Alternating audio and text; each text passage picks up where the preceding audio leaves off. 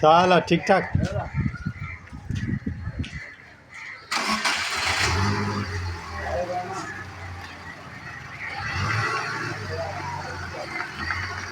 ठीक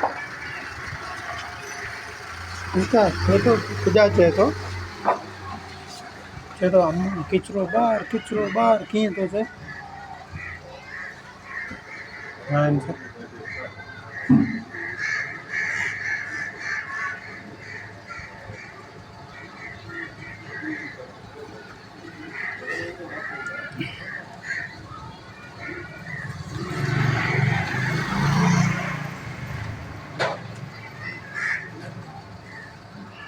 बेहतरीन सर्विस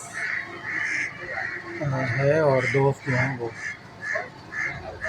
सुबह कोई 8 साढ़े 8 9 बजे तक गाड़ी आ जाती है और किचरा घर घर से उठाते हैं और आवाज़ लगा देंगे किचरो बार।